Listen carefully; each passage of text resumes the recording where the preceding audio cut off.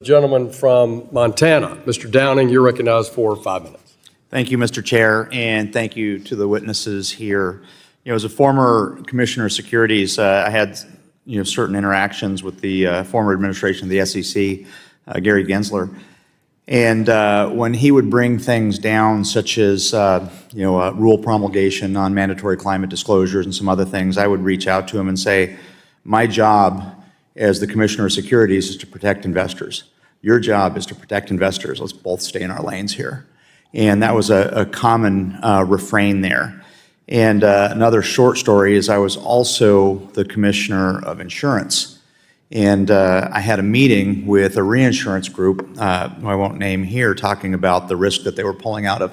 They were pulling out of oil and gas. They were pulling out of, they said, animal rights issues and some other things.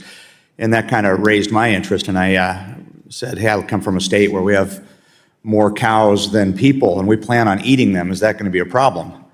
And their response was, we're not sure. And so fast forward a little bit, I had, under the condition of confidentiality, a reinsurance group come up to me telling me about their shareholders, their proxy votes. And they said, we're being pressured to take these positions on ESG issues that we do not believe are in the interest of our business. And that really caught my attention. So all of this stuff that I'm dealing with as a Commissioner of Securities and Insurance is coming from something that has another goal. And my theory there was that, folks that didn't like certain industries, that didn't like oil and gas, didn't like agriculture, whatever it is they didn't like, couldn't shut it down from the front door. So they were trying to come from the back door and make sure you didn't have access to capital markets and make sure you didn't have access to insurance. And so I'm going to start here on proxy advisors. Thank you for bearing with me on that. Today we have a duopoly with ISS and Glass Lewis, making up 97% of the proxy advisory market. And often it seems like these firms care more about pushing a social and environmental agenda on public companies than doing what is best for their shareholders. In fact, proxy advisor firms have no legal obligation to act in the best interest of their shareholders despite having enormous sway. I'm going to start with Mr. Copeland. How does this lack of a fiduciary duty for proxy advisory firms impact the quality and the objectivity of their recommendations? Well, it has to. There's really no check on them. They can say to some degree whatever they want. There's going to be anti-fraud repercussions they could face, et cetera. But it's not a clear fiduciary situation, right? They're contracted with other fiduciaries, right? So it's tricky, but it certainly affects the quality. Yeah, it really is a shame that the previous administration focused on the needs of activists rather than the needs of everyday investors. And the SEC under the previous leadership essentially encouraged activists to force companies to consider and adopt policy changes that Joe Biden and the Democrats could not get through Congress. Thankfully, SEC Chair Paul Atkins has already rescinded some of these decisions that permitted the worst abuses of the shareholder proposal process.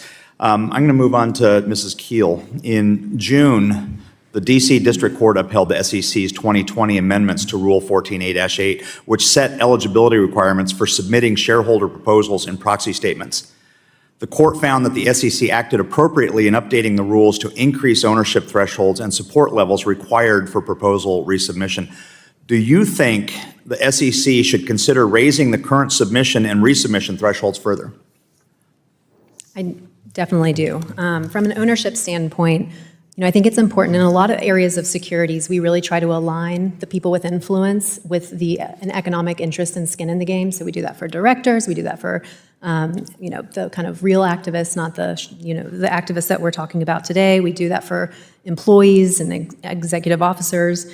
But here, we don't really have any economic alignment there to kind of safeguard against somebody, exploiting it with their own interests.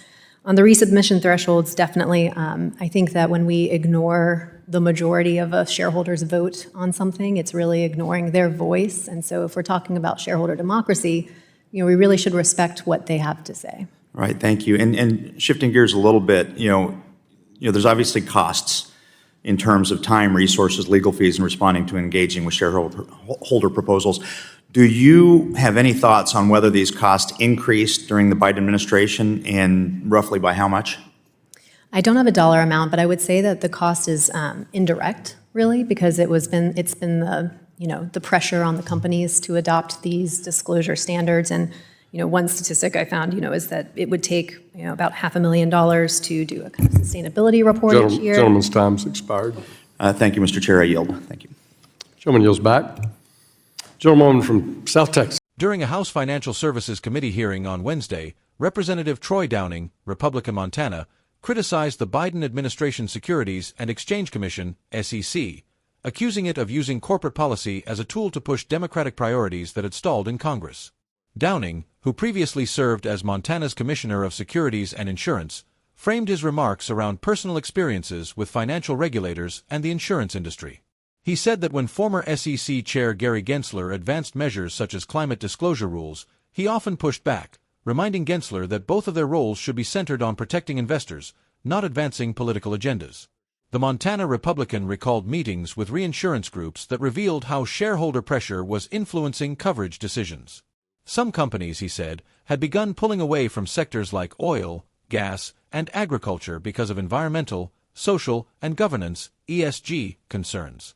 Downing argued that this trend suggested activists were working through the back door, restricting industries from accessing capital markets and insurance rather than pursuing legislative bans. He noted that this particularly worried him given Montana's strong ties to agriculture and energy.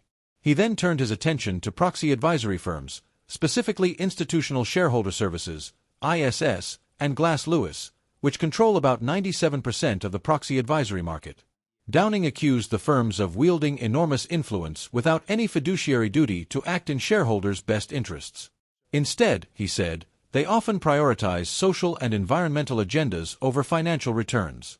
Witness testimony reinforced his concerns. Mr. Copeland, one of the panelists, stated that without a fiduciary obligation, proxy advisors face little accountability for the quality or objectivity of their recommendations. While legal consequences such as anti-fraud enforcement exist, Copeland stressed that the lack of a clear fiduciary framework undermines confidence in the process. Downing also argued